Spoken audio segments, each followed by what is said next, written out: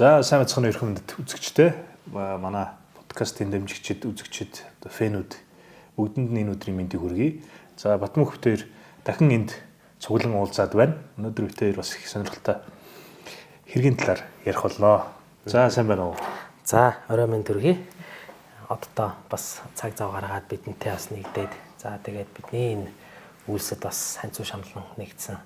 Одоо 10 жилийнхаа найзтай бас баярлалаа гэдгээ хэлхэн зүйтэй бах энэ завшааныг ашиглаад за ингээд Free podcast-ын зүгээс та бүхэн мэдж байгаа. Зүрх мартахгүй төсөлтэй бас хамтарч ажиллаж байгаа. Тийм учраас доорх гарч байгаа даасан та бүхэн одоо хандив хийснээр одоо мянган хүүхдэд амьдрал бэлгэлэх, боломж бэлгэлэх энэ одоо энд та бүхэн Free podcast-ын хамт нэгдэхийг уриалж байна. За ингээд одоо баярлалаа. Баярлалаа.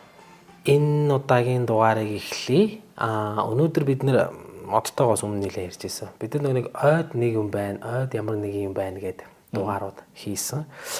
За тэгээд тэрийг хийгээд ингээ явж байхад явцад ганцхан ойд юм байдаггүй болж таарсан. Цөлд юм байдаг болж таарсан. За усан доор юм байдаг болж таарсан. Усны гүнд. За мөн одоо тэнгэрт янз бүрийн юмуд байдаг болж таарсан. За ингээд энэгээр одоо бас хэдүүлээ ер нь цаашдаа цуурлах юм зүйл байна гэж үзээд өнөөдөр бид нар цөлд ямар нэгэн зүйл байна. Энэ цөлүүд бол харагдж байгаа шиг хоосон зүйл биш юм байна гэж үзээд энэ дугаарыг хийхэд инхүү бэлэн боллоо.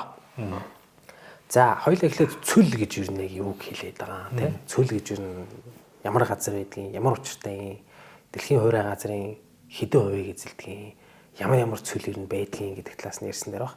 За ер нь цөл гэдэг нь бол яг газар зүйн тодорхойлолтын хувьд авч үзэх юм бол хурдтамс багтай. За тэгээ амьдрах нөхцөл нь нэлээд өвөрмөц ийм одоо ландшафт газар байгаа юм л да. Дэлхийн хуурай газрын 3/1 нь ерөнхийдөө цөл гэж үздэг. Эсвэл заримдаг цөл нөө desert, англиар бол desert, semi desert гэдэг байна шүү дээ. Үүнд нь бол яг ерөнхийдөө хурд дундас багтай, хуурай. За заримдаа буюу тийм одоо ер нь яг цөлийг бол тэгж ангилд юм байна. Хүйтэн цөл, дулаан цөл гэж ангилд юм байна. За энэ бол яг хүйтэн цөл гэдэгт нь бол туйлын, ялангуяа Антарктидын цөл ч юм уу те ордог. За мөн одоо цөлийг бол яг хурд дундасны хэмжээ, зөнхлөх температур, цөлжилт болж байгаа процесс, газар зүйн байрлал зэрэг хэд ангилж болдог.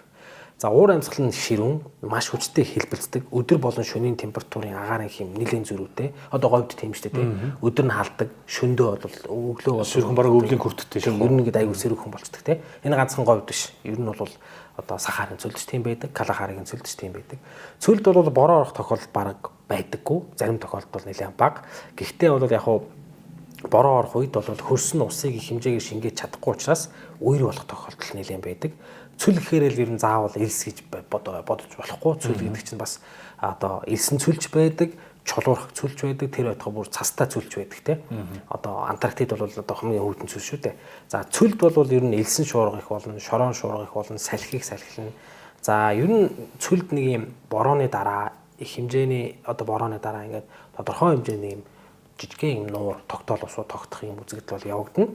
За цөлд маш өвөрмөц бүхий тийм газар бол ерөнхийдөө юу гэж болно? Баян бүрдэг. Баян бүрд. Oasis гэж болно те. Одоо та бүхэн торооны замын түүхийг уншаад хараад үзээрэй. Одоо ингээд Таримын хөндий жишээ нь одоо том хотууд одоо Самарканд, Яркент, Бухарт, Яркент, Кашгар гэдэг юм уу те. Энэ хотууд бол дандаа торооны зам дагуу тэгтээ баян бүрдүүдийг түшиглэж байгуулагдсан байдаг. Энэ нэлээд сонирхол татдаг. За цөлийн хуурай бүсэд амьдардаг амьтад болон урмлууд бол хуурай, ширүүн, халуун орчинд дасан зогтсон. Одоо чигийг шингээх, чигийг өөртөө хоримтлуулах, чигийг хадгалах, хураах чадвар сайтай байдаг. За урмлуудын хэлбэрт ажигдээ одоо шинэ бид нар хамгийн ойрхон цаг байна шүү дээ тийм. Газрын гадар дээр ил асах гаргасан хэсэг нь жижигхэн.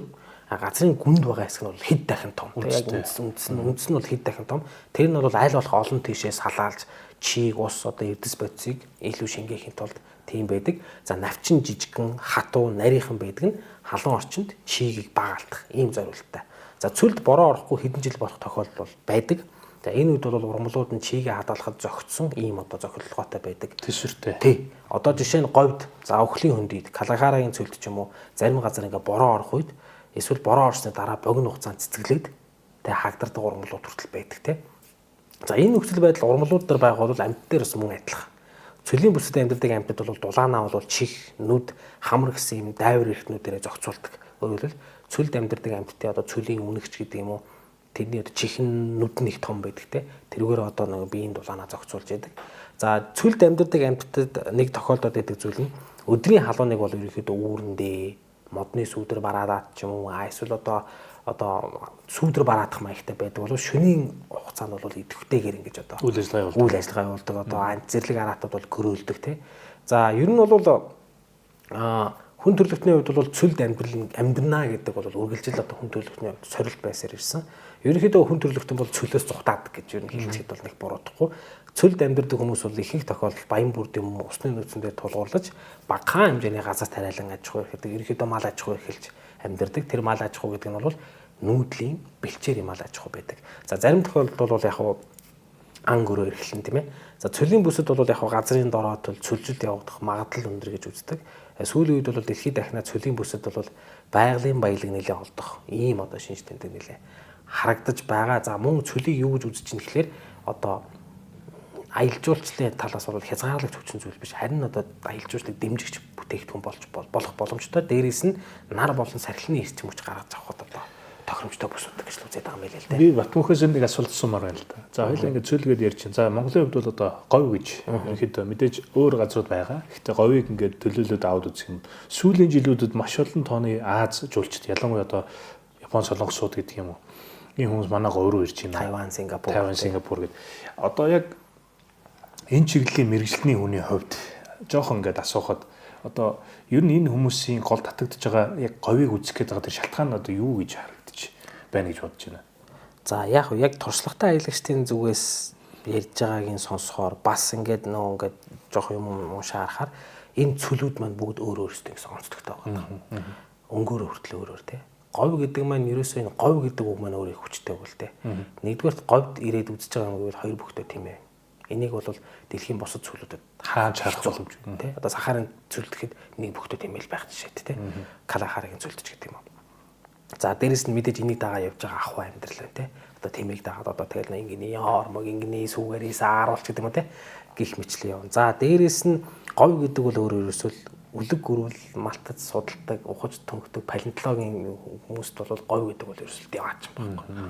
Энэ хүчин зүйлүүд нь за тэгээ тэр чиглэг халуун газараас ирсэн хүмүүсд говьд ирээд говь гэдэг чинь бас хоосон шүү дээ тий.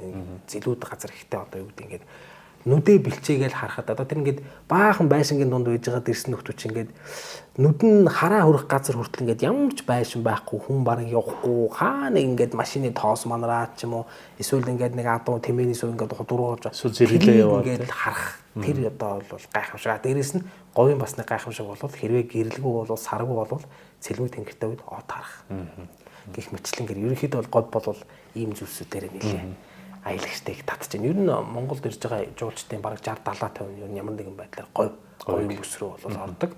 А энэ говь одоо нэг бид нар нэг цөл говь гэдэг одоо монголчууд 6 бүс байгаа шүү дээ. Одоо нөгөө өндөр уулын хээрийн ойд хээрийн тэгэл нөгөө талын тэгээд заримдаг цөл гээл те. Заримдаг цөл хоёрыг нийлүүлэхээр Монгол орны нийт газар нутгийн бараг 40% эзэлж байна гэдэг нь өөр айгу том тоохгүй. Тэгэхээр яалчгүй одоо тэгэл Төв аймагаас урагшиж явах гараад Дундгой нут руу ороод говь шүү дээ тийм ээ. Тэгэхээр яалчгүй энэ бол тэгэл одоо баян онгор гэл ингээл. За тэгээд ихтэй говийн чинь 3-1 л манад хариалагддаг. Үлдсэн хэсэг хятад хариалагддаг учраас ялангуяа өөр Монголтой. Тэгэхээр өөр Монгол маань өөрөө яг одоо хятадын хувьд бол аялал жуулчлалын хувьд яг говь гэдгээрээ Монголын аюу том өрсөлдөгч болж байна. Одоо аялал жуулчлал талаас нь маш том өрсөлдөгч болчиход байгаа. Хөрөнгө оруулалт маш их хийгдэж байгаа тийм ээ хятадын засгийн газрын зүгээс. За говь гэснийх дэлхийн алдартай 10 том цөлийг би энд зориуд бас оруулсан. За хамгийн том нь Антарктидын цөл гэв. 14 сая 200 км квадрат талбайтай. 14 сая. Манайх чинь сая 500. А энэ цөлд бол сүүлийн 3 сая жил бор ороогүй. За хоёрт нь Арктикийн цөл буюу хойд туйлын цөл 13 сая 900 км квадрат. За гуравт нь мэдээж бидний сайн мэдэх Сахарын цөл. За энэ бол 9 сая 200 мянган км квадрат. За дөрөвт нь мэдээж Австралийн цөл. Австралч ер нь баг тэр чигээс сууж тийм. Энэ бол 2 сая 700 мянган хавтгай дөрвөлжин км. За Арабын цөл 5-т орд юм байна. Энэ бол 2 сая 330 мянган км квадрат. За 6-ад бол бидний одоо говь. Манай говь бол 1 сая 295 мянган хавтгай дөрвөлжин. Нийтээр нь ярьж байгаа. Нийтээр одоо тэр чинь нэг хэсэг нь Монголд нэг хэсэг нь Хятадд байгаа тийм шүү дээ. Одоо бүр тодруулах юм бол өөр Монголын өөртөө засах орн тийм. За 7 дугаар байранд Африкийн Намиб бид байна уу да. Калахаригийн цөл гэж байдаг тийм 900 мянган км квадрат. За 8 дугаар байранд Патагоны цөл 673 мянган км. Энэ Патагоны цөлдөө би очиж аялж байсан. Яг л манай дундгой. Юус харахад. За тэмээнийхээ оронд Гуанакон явж идэг тийм яг л тийм байдалтай. За тэгээ Сирийн цөл 9 дугаар байранд 500 мянган км квадрат. За тэгээд Америк нэгдсэн улсын Хөндийн цөл 400 мянган км квадрат гэсэн. Энэ одоо ихний 10 цөл. За мэдээж тэгээд доош хойшоо ингээд зөндөө байгаа шүү дээ. Зөндөө байгаа тийм. За цөлд ямар нэг юм байна гэдэг дээр бид нэр энэ дээр нэг газрыг л онцолж ярих гэдэг юм л да өнөөдөр. Энэ дугаар бол цаашаа үргэлжлээд явна. За энд би од маань бас түүх сонирхож уншдаг хүн Афганистаныг л ярих гэдэг юм л да. За Афганистан бол баялаг домог үлгэр туйлсан орн. Хэдэн зууны туршид энэ газар нутгийг эзлэхээр довтлогож исэн одоо энэ олон тохиолдолд байдаг. Түүхийн явцад одоо төрөмгийлэгчдэд бол энд ирсэн төрөмгийлэгчдэд маш сонирхолтой, хажирхалтай жихүүц сүрэмгүүлэлт болж исэн байдаг. 100 туршид бол Афганистаны үржил шимгүү хээр талууд, хурц зэрмэгтэй юм одоо манай Алтай нур шиг юм уу тий. За энэ бол Афганистаныг бол ерөөсөө ингэж л нэрлэдэг. Эзэнт гүрний булш гэж нэрлэдэг. Эзэнт гүрний оршуулгын газар гэж нэрлэдэг. За энэ үнэхээр ч одоо оновчтой нэр. Яагаад тэгэхээр их гүрнүүд дахин хүчрэг армаа илгээж энэ бүс нутгийг хяналтанд авахыг оролцсон ч гэсэн цусан далаад будагдаад улмаа бол зовлон шаналлт хийгээд ухархаас өөр аргагүй байдалд хүрдэг. За Персийн булан дахь хөршүүдийнх нь олон удаагийн довтлохоноос эхлээд 19 дугаар зууны үед Их Британий довтлохоо. За улмаар бол 20 дугаар зуунд Зөвлөлт бод улсын довтлохоо. Зөвлөлт Афганы дайн гэж одоо нэг 10 жил байлдлаа шүү дээ тий. За сүүлд бол Америк нэгдсэн бүтлгүүтлээ тийм үү. Гэх мэтчлэн энэ бүх төрөмгийллүүд одоо энэ одоо маш одоо энэ эзэнт гүрнүүдийн хувьд бол маш хохиролтой асар олон тооны цэргүүдээ гарцсан ийм л зүйл бүх улсыг татаад унгацтай шүү дээ.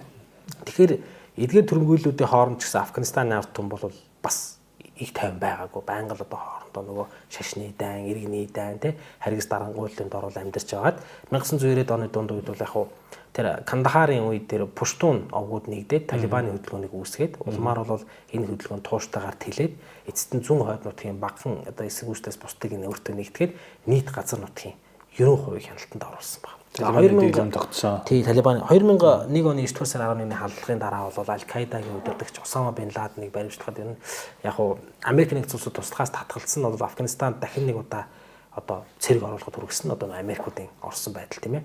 За энэ бүс нутагт үүргээ гүйцэтгэж дуусаад эх орондоо босч ирсэн Америкийн албаа агчдын хэлж байгаагаар бол зөвхөн энэ терроризмын бүлэглүүдээс гадна одоо нэг тийм үл тайлагдах сонин дайснуудтай бид нэр тулалж байсан. Тэр дайснууд бол уламжлалт зэвсэг ашигладаг ч гэсэн одоо ер нь бол сэрэмжээ алдсан цэргүүдийг бол амийн хөнөөдөг байсан гэж байна. За Афганистанд байрлаж ирсэн тэр Forward Operating Base гэж байгаа. Одоо энэ цэргүүдэнтэй тэр давшихт тэр баазынхан бол 2004 онд гинтийн алдлаханд өртсөний улмаас тэдэнд бол яг тусламж үзүүлэхээр Мосул байрлаж ирсэн 3 дугаар явган цэргийн бригадыг илгээсэн байна. За одоо учрыг олоод иргээд. Тэгээ цэргийн албаа агч Jerry Aberdeen Усулт ч бас айгүй том тийм штэ. Ар байсан штэ. Абердиний хувьд бол яг юм да энэ хоёр явган цэргийн амтаар Humvee машинд Humvee гэж ярьдаг штэ. Машинд суугаад тусламж хүссэн баазын хашааны дээгүүр одоо тэр нэг юм тэр хашааны дээгүүр авирчсан бүлэг халдагчдыг гинтийн байдлаар олж харсан байна. За тэгээд тэр гур машинаас шууд буугаад дайснууд руу гал нэгээд нэгийг нь газар дээр нустгаад үлдсэн этгээдүүдийг бол одоо зутаалгацсан байна. Нэгийг нь бол алсан байна. За тэр газарт буудуулан унсан дайснлууд тэр нэлээд болгоомжтой төхөж очих үед бол Абердиний тэр нэг цэрэг бол яг нь ер нь бол амнаас нь утаа гарч байгааг харсан байна. Нөгөө дайчин нөгөө өгсөн хүнээс нь. За тэгээд гуруулаа яг тэгсэн ба за энэ хол багаараа гэдэг. Тэр тэсрэг хүн бүгэж магадгүй. Тэгээд цэргүүд нэлээд айц хар зогсох хооронд бол тэр зогсны амнаас бол утаа уурсаар айзмаар бол нэг тийм хүний дүрсэнд шилжээд ингээд явсан гэсэн юм яриа бол байдаг. За тэгээд энэ бол яг нь чөтгөр биеийн шингэсэн байсан байж магадгүй гэдэг. За тэгээд улмаар бол энэ ингээд агаар замхраа орсон гэж байгаа. За ер нь бол Абердиний хувьд бол тэр өдөр юу харснаа бүрэн тайлбарлаж чадаагүй.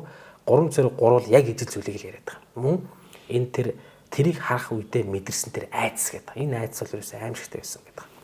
За энэ явдлын дараа 2008 онд Талибаны бослогын эсрэг Америкийн сөрөг давшилт өмнөд Хелман гэдэг мужид гүний ажиллагаа явуулсан байна л да. Гүний операц гэж ярьдаг ч тийм гүний ажиллагаа явуулсан байна. Хамгаалтын эргүүллийг одоо зохион байгуулахаар хэд хэдэн тийм одоо давших төр бааз байгуулад тэгээд тэдгээрийн нэг нь бол тэр Хасан Абад гэдэг нэртэй бааз байсан байна. За энэ баазын хамгаалтын бүсийн дагуу байрласан нэгэн харуулын одоо цэг дээр Америкийн тэнгисийн явган цэргүүдийн дунд нэг тийм сонин үйл явдал болсон байгаа юм л да. Нэлээд айц төрүүлэн. За тэнд байрлаж байсан цэргүүдийн дунд тийм хад хэмээх нэртэй тийм харуулын байр нь одоо яг газрын түвшнээс 20 орчим фут өндөр. 20 орчим фут гэж одоо хэдэ нэг 6 5 гаруй метр өндөр юм да тийм. Хашаанаас өндөр. Тэр харуулын цэг байгаа байхгүй. Тэгээ тэр нэг яг хөө тэр ингээд нэг юм цайзын туурин дээр байгуулагдсан юм шиг байна. Тэгээ байршлаас нь харах юм бол тэр эртний үеийн хараагаас болон тийм янз бүрийн зүйлийн илэрдэг нэлийн археологийн хувьд л чухал газар болчиход байгаа юм л да. Тэгээ яг энэ яг цэргүүдийн дунд бас нэг янз бүрийн цуу яриад игдэх юм нөхцөл байдал болсон байгаа юм л. За энэ дээрээс хамгийн их ам дамжиж яригддаг нь болохоор зөвлөлтийн түрэмгийллийн үед тэр мужахидин гэдэг үү тийм. Мужахидин дайчид нэг бүтэн салаа орос цэргүүдийг мужахид гэдэг орос цэргүүдийг одоо зөвлөлтийн цэргүүдийг яг тэр тойрон дээр цаадалсан байгаа. Маш зэрлэгээр. Тэгээд булсан гэсэн яриа байгаа. За тэр энэ харуулд гарсан цэргүүд янз бүрийн тийм хачирхалтай сэтгэл зүйтэй явдлууд энэ тохиолж гисэн байгаа юм л да. За тэр радио дамжуулагчид нь ажиллахгүй болох, бүтэн цэнэглээд дахад дараа нь ажиллагаа болох те цахилгаан хэрэгслүүд нь ажиллагаа болох, гарч идэнгүүдийн цэнэг гэнт дуусах, унтрах, цэвэрнэглэлсэн байсан буу ажиллагаагүй болох гэх мэтлэн тайлбарлахад хэцүү хачирхалтай үйл явдал болсон байгаа. За тэгэд удалгүй бол яг энд хаалба хаажсан цэргүүд залуухан цэргүүд байсан юм шиг байна. 18, 19, 20 морьтой, 22 жил нөгөө нэг тий одоо яг л нөгөө таталтаа тренинг дуусчаад ирсэн хүүхдүүд байсан. За ерөнхийдөө энэ харуулын цэг дээр нөхдүүд хуваарлагдахаас жоохон зайлсхийх болсон байна. Тэгээ шөнийн харуулд гарч байгаад хий юм сонсдог, эсвэл ойртон ирж байгаа хөлийн чимээ сонсч байснаа яг харангууд дуурхаа болждог ч гэдэг юм уу тийм одоо айц сүрэн үйл явдлууд бол болж ирсэн байна. Тэгээ яг хоо тэр зоолик гэдэг нэг төрөвч байгаа юм л да. Тэр орой тэр харуулын цэгээс нэлээд сандарсан байдлаар гүйж ирсэн гэж байгаа. Тэгээ буцаад байрлал руугаа явах гэсэн чинь явахгүй гэж бүр татгалзаад. За яагаад гэсэн чинь яг ард нь хид ингээд ханиалгах чимээ маш тод сонсогдсон байгаа байхгүй. Тэгэнгүүт эргээд харахад нь хинж байгаагүй. За удалгүй бол ахаад яг дэрэгдэн зогсож байгаад ингээд хажууд нь ханиасан гэж харахад хинж байхгүй тийм. Ямар юм бэ? Тэгээд ингээд ерөнхийдөө тэгээд зогтож ирсэн байгаа. За ингээд хачирхалаа одоо улам нэмэгдсээр цэргүүд бол харуулын цэг дээр үйл үзэгдэх биетэд зодуулсан, одоо тамлуулсан, шалбарсан, унсан гэсэн одоо нэлээд олон болж ирсэн юм л да. За цэргүүдийн тоог нэмж үзсэн. Харуулын цэргийн ойролцоо цагирган хэлбэртэй одоо гэрэл агаарт хөвж байгаа тийм үзэгдэл байснаа алга болох тэрч бүхэл ямар нэгэн хоосон юм сүүдэр үсээд хөдөлж байснаа замрах гэх мэт ийм зүйлсүүд болж ирсэн байна. Цэргүүдийн дунд айц нэмэгдсэн. Ингээд удирдлагуудын зүгээс бол хяналтыг гартаа авах зорилгоор дулаан илрүүлэгч камер байршуулад тэгээ хүмүүсийн хөлийн чимээ ойрт ирж байгаа нь илэрхий тод сонсогдох үед бол камераа харуулхад юу ч харагддаг. Тэгсэн мөртөө хөлийн чимээ сонсогддог байдаг тийм. За ингээд очоод шалгахаар юм байдаггүй. За энэ дээр төрүүч лимагийн нэг юу байгаа. Тэр толгод дээр л нэг толгодыг л дээр ингээд алсаас нь толгод дээрээс ингээд дурандаад харж байгаа нэг хүний дүрс олж харсан байна. За тэр хүн бол ингээд нэг юм хоёр гараа зангидаад хөдөлгөөнгө зогсоод тэгээд яг тэр нөгөө нэлээд удаан ингээд зогссон байна. Тэгээд лима ч гэсэн тэр шүрний дурангаа зүүгээд нөгөө нэлээсээ харж излээ. Тэгээд зогсож байгаад орон мөргө алга болсон гэж байгаа. Тэгээд мань хүмүүс л гайхсан байна л да. Шүний дурангаа тайлаад нөгөө харагдсан руугаа ойртсон байна. Тэгээд буцаад ирэхлээр нөгөөт нь гараад ирдэг. Тэгээд ингээд ерөөсөө ойртонгууд алга болчиход байдаг. Ийм нэг сонирхолтой үзэгдэл болсон байна. За тэгээд эндийг бол яг хуу одоо юу гэдэг ингээд нэг сүнс сүхтэй холбоос тайлбарласан тийм зүйл нэлээд болж байгаа юм л эсвэл одоо цүлд ингээд зэрэглээ харагдсан гэл янз бүрийн юм ингээд яригдаад байгаа. За Афганистаны зүүн өмнөд мужид тэр басны байсан баазад бол 504-р одоо шүхрийн батальон гэдэг л нэг агаараас airborne чинь тийм шүхрийн ангийнхад нэг тохиолдсон хэрэг бас дээр десантууд нийтэд төстэй хэрэг болсон гэж байгаа. За харуулын цэргүүдийн нэг энэ тэр Афган оршуулгын газрын ойролцоо зэрэгцэж байсан тэр хоёр цамхгийн гол тэр харуулын цэгийг байрладаг гэсэн юм л да. Тэгээд шөнийн цагаар цэргүүд нийтээ одоо ойр хавьд нэгээд бяцхан охин инээж тоглож байгаа дүр зураг нэлээд харж исэн, сонсож исэн гэж байгаа. Дээрээс нь ингээд ямар ч айл амтан байхгүй бас нүдээр харахад харагдаж сонсдод байгаа мөртлөө дулаан хэдүүлэгч дурангаар ингээд харахаар юу ч байхгүй. Тэгсэн мөртөө ингээд яг нэг охин ингээд тоглоод байгаа юм чимээ ингээд гараад исэн байна. За энэ хүмүүсийн түүх бол Афганы одоо төвийн уулархын нутгийн нэгэн анслагдмал тосгоноос тусгай өргөн дагуу нэг хүнийг одоо тээвэрлэх зорилгоор одоо үүрэг гүйцэтгэж байсан 8 хүний бүрэлдэхүүнтэй багийн тэр үжиж туусантай харьцуулахад бол жоох юм. Юу ч биш. Одоо жинхэнэ амир мэрэгдэн тийм. Даалгавар гүйцэтгэж байсан хоёр дахь шин тусгай багийнхан одоо яг төөвтэйгээ холбоо авахаар байршлаа баг зэрэг солих шаардлага гарсан байна. Ингээд тэд тогтоосон газраас баг зэрэг өндөрлөг газрыг зүг авирж эхлэхэд ямар нэгэн зүйлд нэг тийм хөнгөнөх чимээ сонссон байна. Сүүлдээ ингээд нэг тийм чих түлэрэлэн чанга болсон. Тэгээд хоорондоо ч бие биенийг ингээд ярингуудаа сонсохгүй. Тэгээд ярилцах боломжгүй болохоос гадна урагш үргэлжлүүлэн явах аргагүй тийм байдалд хүрсэн байгаа юм л. Тийм учраас шууд буцаж явсан байна. Хэсэг хугацаа өнгөрөөд чимээ арай намтахад тусгай багийн нэг цэрэг гад толгоогоо цохуулгаад харахад нэг тийм үл мэддэг цагаан дүрс сүйтгэнээд наас цаашаа болоход алга болсон байна. За багийн бусад цэргүүд ч гэсэн мөн адил харсан. Тэгээд цагаан дүрсэн шөнийн дуранд үзэгдэхдээ тийм хөгшин настай афган өвгөнийг санагдуулмаа тийм нөмрөгнөмөрсөн юм шиг тэгж харагдчихсан гэж байгаа юм. Тэгээ нэг юм нүд нь болохоор яг тэр цэргүүд ярьж байгаа галын дүр шиг улаанаар эргэлдсэн. Тэгээд ерөөсөө тийм цавчихгүй байсан гэж байна. Нүд нь ингээд ширтсэн маягтай. За дулаан илрүүлэлт дуранд ерөөсөө өвгөн огт харагддаггүй. Тэгээд тусгай багийнхны байгаль зүгт бол модноос мод за бутнаас бут дамжин яг л агаарт хүүх мэт ингэж алгуурхан шилжсээр ингээд өөрчлөлт өгч ирээд байсан гэж байна. Тэгээ өвгөн бол ойрцоор цэргүүд бол ойртод байсан. Цэргүүд бол түүнийг илүү тод харах боломжтой зайд ирмэгц бол шууд яасан баг юм л да. Гар нь ингээд хөдөлж гисэн гэж байгаа байхгүй. За ингээд энэ байдал нь бол цэргүүд бол үнэхээр айц давтуулсан баг. За энэ өвгөнтэй холбоотой яг тэгээ сүүлд нь тэгж байгаа юм да. Ингээд энэ тэнд хүний тасарсан гар хөл олцсон гэдэг ингээд ярианд байгаа. 2 өдрийн дараа энд нэг тосгон байсан байна. Тэгээ тосгоныг чөлөөлөх зорилготойгоор Америкийн бүрэн зэвсгэлсэн тусгай салаанахан хөдөлсөн байдаг. Яг эрэхт нь тосгоны бүх хүмүүсийг маш хэцгээгээр бараг массакр гэдэг чинь бараг ядлаа хийсэн байсан гэж байгаа байхгүй. Тэгээ аимшигтай байлаа талибанчууд. Тэгээ цогцлууд бол нэлээд танигдахын аргагүй болтлоо олон хэсэгт хуваагдсан. Эд эрэхтнүүд нь хаасаагүй цацгдсан байдалтай байсан. Мөн одоо тэр нэг зэвсэг мэвсэг тэнд юмнууд байсан юмнууд нь дахин ашиглахын аргагүй болтлоо тийм зүйдсэн байсан гэж байгаа байхгүй. За ер нь бол одоо бол тэр цагаан дүрсний талаар тэнд хамт аль баажсэн цэргүүд ярьдаг гэж байгаа. Яг нь энэ явдлуудыг ингэж байгаа юм л да нөгөө хүний нөгөө тархины айдас ингээд нэг айдас мэдрэхээрээ үзүүлдэг тийм хариу үйлдэлтэй холбож тайлбарласан байна. Яг нь тэгж тайлбарлах гэж оролцсон байна л да.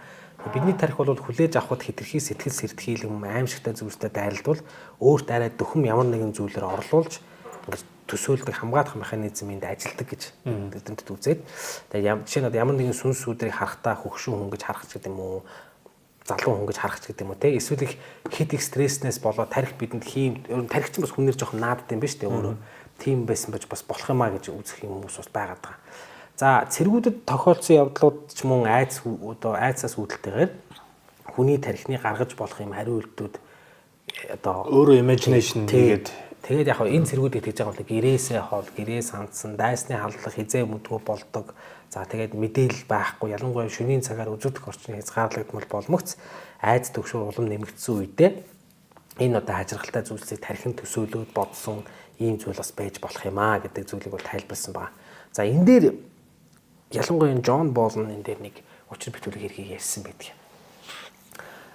Яг энэ Джон Болн ч өөрөө цэргийн хүн байсан. Одоо подкаст дээр бид одоо подкаст нэг ашиглаж байгаа да Афганистанд аль хаасан үнэлтэй. Кандагарт ялангуяа. 2002 онд Америк нэгдсэн улсын шинжлэх ухааны судалгаа хийхээр тэр зөөвлөсөн одоо тэнийг мангасын тухай мангас гэж үчээд байгаа тийм эртний мангас гэж яриад байгаа. 2002 оны 100 Кандахарын цөлд даалгавар биелүүлэхээр яваад сургаггүй алга болсон багийнхан. За тэднийхийг олуулахаар тусгай салааг тийш нэлгээсэн байна. За тусгай багийнхаа алга болсон баг бүрэлдэхүүнийг хайгаад сүүлд холбоо барьсан цэгээс нэхлээд хайгуулж ирсэн байна.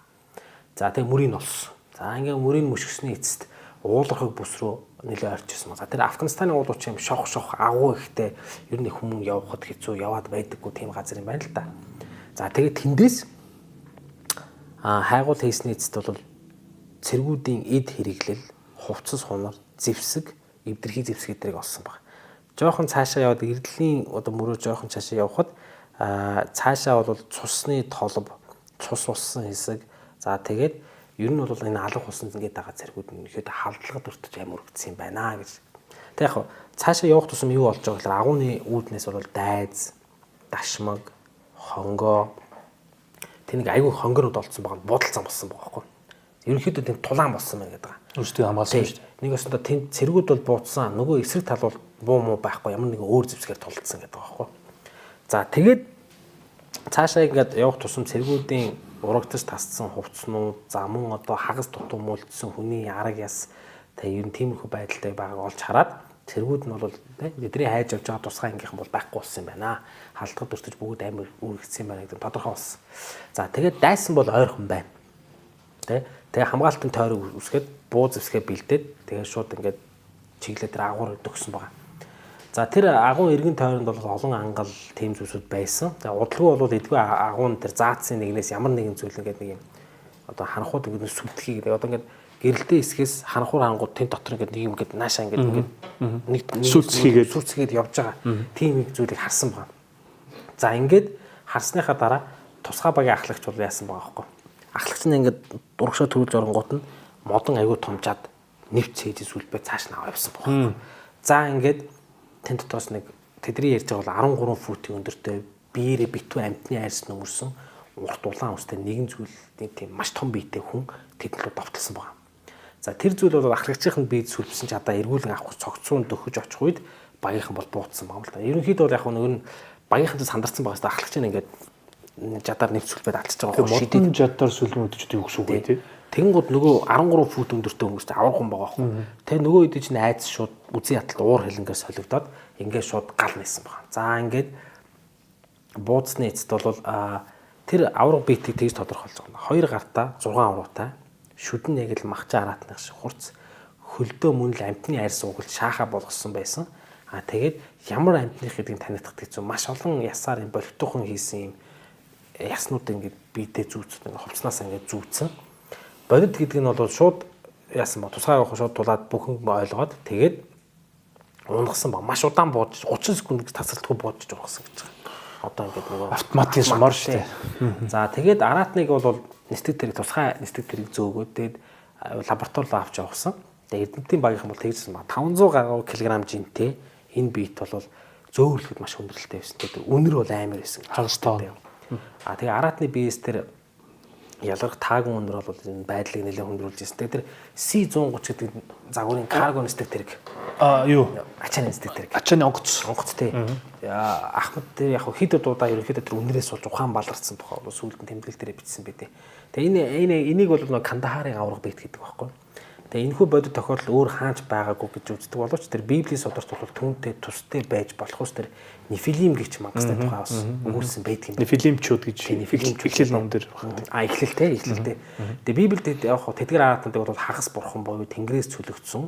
За эсвэл магадгүй тэнгэрээс унсан, хөөгдсөн гэсэн зарим нэг тань. Авраг биетүүд гэж. Тэгээ сахиусан тэнгэрүүд хүнтэй нөхцснөөр үүссэн ийм одоо авраг биетүүд гэж үздэг байгаа. За ер нь тэр Джерри Аббардийн болон тэр Аббас тохиолдсон энэ хэрэгүүд бас өөр нэгэн домогт одоо дурддаг амтан болох тэр жинтэй төстэй байж болох юм гэдэг. Одоо нэг өмнө яригдсан яг энэ ислам хэлээр нэг жин гэдэг чинь бид нар бэрд гэж орчуулдаг байгаа боловч яг тэр исламынхаа юун дээр одоо их тийм юу юм бэ шүү дээ. Одоо муу юм байт юм ба шүү дээ тий. Тэгээд исламын соёлын ихэнх үеэс энэ улбаатай түүхүүдэд дурддаг тийм утаагүй галын биегүү тийм сүүдрүүд гэж нэрлэгдэх юм байна л да. Тэгээд жин бол хүмүүсийн айж амьдралд оролцсон шүү дээ. Эднийг ерөөхдөө айлгадаг. Одоо дүрсгүүд тэд нар өөрсдөө хүмүүстэй тоглож те таашаалдаг ийм домог бол Афганистанд нэлээд яригдсан байна. Тэгээд яг нь Афганистан шиг ийм уулархаг цөл ихтэй хад чулуу агуу олонтой газар бол ийм ер бусын гимээр одоо зүйлс бол бодит оршин байгаад бол олон байдаг гэж ер нь үздэг юм байна. За тэгээд ер нь бол Америк нэгдсэн улсын засгийн газар төдийгүй бусад ямар засгийн газрууд бол энэ ер бусын эсвэл магадгүй харийн гэж болохоор ер нь бол яг Афганистаны цөлд харийнхантай таарсан, ер бусын амьтадтай таарсан гэсэн ийм зүйлүүд бол нэлээд яригдсан байна л да. Тэгээ яг ер нь бол дэлхийд даяар мэдээж одоо хэвлэл мэдээллийн хэрэгслүүд эрдэмтдийн судалгааны үр дүн ажлууд бол нэлээд хөгжсөн. Гэхдээ энэ магадгүй нөгөө Афганистан ч өөрөөс маш бага судлагдсан газар. Тэгээ Балар эртний устж алга болсон гэж бодож байсан тийм төрөл зүйлүүд бас тэнд байж бас болох юмаа гэдэг энэ таамгийг бол одоо тэр мэдээж нөгөө улс төрийн нөхцөл байдлаас болоод Афганистан судалгаа хийхэд бол маш хэцүү. За тэгээд эдгээр энэ нууцлаг амьтад бол далайн түнэр харанхуйд ой модны гүнд оршдог. Хэрвээ үнэхээр л ой модонд ч байдаг, далайн гүнд ч байдаг юм бол Афганистаны цөл уулархаг агуунуудад яагаад байж болохгүй гэж магадгүй одоо хизээний цагт эрдэмтэд бол энийг баттайгаар тогтоох бахаа гэсэн нэг юм юу бол гаргасан байна. Тэгээ энийг үзэж яхад уншиж яхад бол би нэг тийм зөрчилдсөн юу олсон гэхэлэр барууны судлаачид за Оросын судлаачид бас байсан. Афганистаныг нөө монголчууд цэрэг оруулаад авч байгаа штэ. Тэгээ ингэдیں۔ Гинэ ерөнхийдөө бичиж байгаа зүйл нь яг Чингис тэргүүтээ монголчууд бол Афганистаныг бол авсан. Гэтэ барьж болж чадаагүй. Афганистаныг бол барих юм болж боломжгүй. Цэрэг ороод бол эзэлж болно. А тэр газрыг ингээд тэр нь авцсан гэсэн үг шүү дээ. Эндээс явандаа ингээд туйлдаад их гүрнүүд гардаг. А Монголын эзэнт гүрний өвчсөн тийм бас тохиолдсон адилхан. Одоо тэгээ манай хазаарууд тэгээ хазаараа. Тэгээ ерөнхийдөө нь Афганистан гэдэг бол нэг юм сонин нууцлаг юм л маш сонирхолтой газар ус тараад байна. Яг тэгэхээр яг энэ ажиллагаар та ойрхон байсан хүмүүс маань өдөр Джон Болн өөрөө байж тараад байгаа байхгүй. Тэрний яг Джон Болны тэр Кандагарын авраг битгээд бас сонирхох юм бол бас нэг сонирхолтой юмуд гарч ирнэ та. Тэгээд зөвлөлтийн цэргүүдэд, Америкийн цэргүүдэд, Афганистан руу орсон Британий цэргүүд бас юм Европ улсын авраг биттэй тулсан гэсэн юм фактуудыг бас нэлээд биш тэмдэглэж үлдээсэн байдаг юм лээ. Одоо манайх чинь бас одоо яг нүүбийн гэрээний хүрээнд бид ч бас холбоотой улс болоод Афганистан руу орсон шүү дээ. Манай аримынхан те. Тэгэд бас тэр хүмүүс маань бас юу харсан үдсэн гэдэг бол бас сонирхолтой байж болох юм байна гэж гинтл бодлоо л доо. Мэдээж одоо авраг бит биш юмаа гэхэд бас нэг сонирхолтой зүйлсүүд харсан байж магадгүй л гэж бодож байна те. Афганистан чи бидрээс одоо шал өөр тис өөр ертөнц те. Учираас айгу сонирхолтой байна. Сонин зүйл байна тий. За ингээд Афганистан гэдэг бол үнэхээр дуусшгүй сэдв юм байна гэж одоо ойлгоход байгаа. Тэгээ энэ талаар бас бид нар цаашдаа өшөө сонирхолтой баримтууд байвал бас үзэгчтэйгээ нэг талаараа бид ч бас найзуудтайгаа бас хуваалцах байхаа гэж найдаж байна. Тэгээ өнөөдөр Батмүхтэй бас баярлалаа. Сайхан мэдээллийг сайхан дугаарыг бас бэлдэж өгсөнд баярлалаа. Өнөөдөр ер нь цэлийн талаар нэлээд ойлголтыг бас авах шиг боллоо. За Афганистаны цөлийг бид нар өнөөдөр ярьлаа. Дараа нь цөлд ямар нэг юм байна гэдэг дугаараар бид үргэлжлүүлээд Иракийн цөлд. Иракт юу болсон юм? За Сирт юу болсон юм гэдэг талаар. За мөн Египтэд юу болсон гэдэг талаар бас цаашаа дугаарууд хийнэ. За тэгээд өнөөдрийн маань подкастыг өндөрлж байна. Тэгээд та бүхэнд бас баярлалаа.